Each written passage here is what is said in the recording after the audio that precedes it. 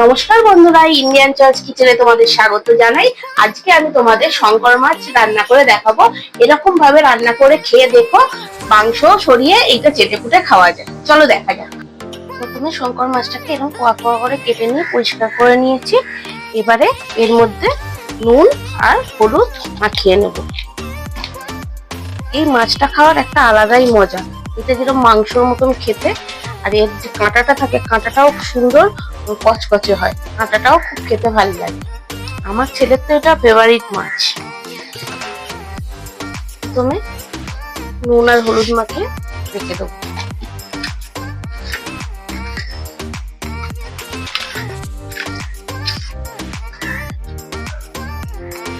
প্রথমে কড়াই বসিয়ে কড়াইতে সর্ষের তেল দিয়ে দেবো।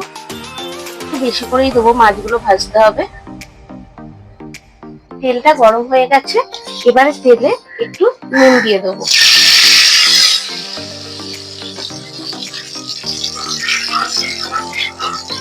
নুন দিয়ে একটু নাড়াচাড়া করে মাছগুলো ছেড়ে দেবো।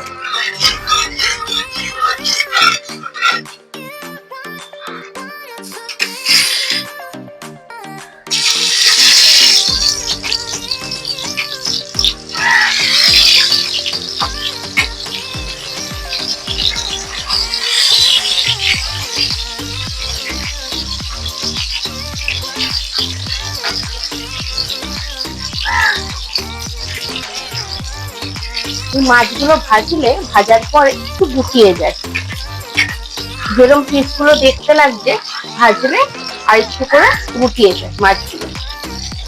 এগুলোকে ভালো করে এবারে ভেজে নেব। মাছটাকে এরকম লাল লাল করে ভেজে নিয়ে তুলে নেব। এরকম করে সবকটা মাছ একসঙ্গে ভেজে নেব। মাছগুলো সব ভাজা হয়ে গেছে, ভেজে তুলে নিয়েছি। আর কড়াই থেকে অনেকটা তেল ছিল, ওই জন্য তেলটাও একটু কমিয়ে নিয়েছি। এবারে তেলের মধ্যে একটা তেজপাতা ফোড়ন দিয়ে দিলাম।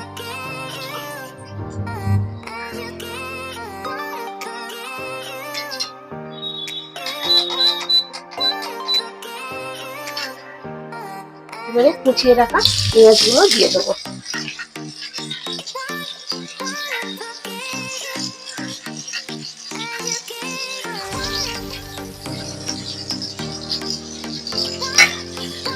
পেঁয়াজগুলোকে ভালো করে ভেজে নেব।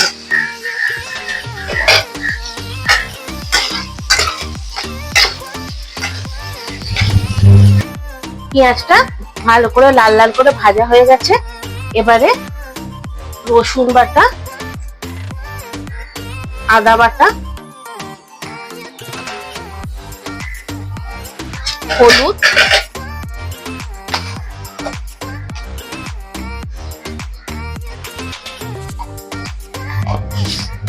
স্বাদ মতন নুন,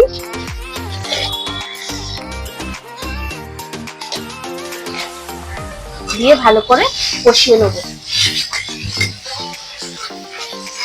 কালারের জন্য একটু কাশ্মীরি লঙ্কার গুঁড়ো দিয়ে দেবো।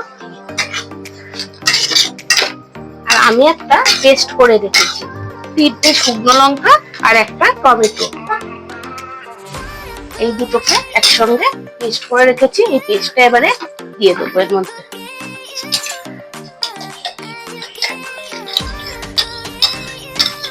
যে যেরকম ঝাল পছন্দ করে সেরকম লঙ্কাটা দিতে হবে।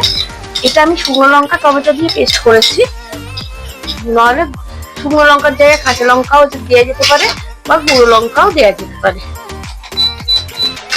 এবারে এইটাকে ভালো করে কষিয়ে নেবো তেল ছাড়া অবধি। আর স্বাদটা ব্যালেন্সের জন্য একটু চিনি দিয়ে দেবো।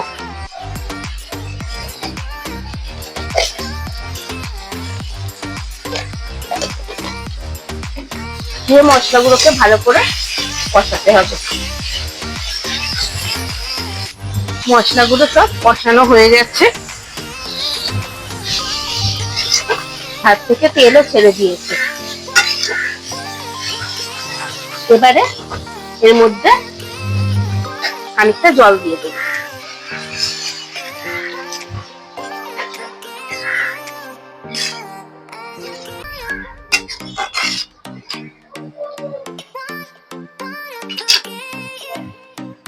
ঝোলটা ফুটে গেছে, এবারে ভেজে রাখা মাছগুলো সবকটা দিয়ে দেবো।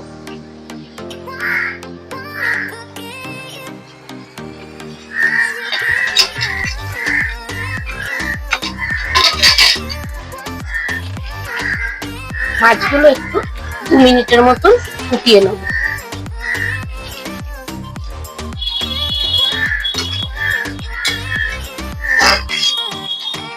এই রান্নাটা একটু কষা কষাই হয়, বেশি ঝোল হয় না।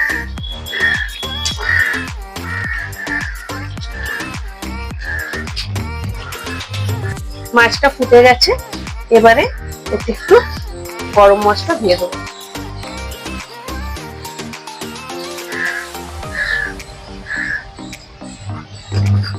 গরম মশলা দিয়ে ভালো করে নাড়াচাড়া করে নিয়ে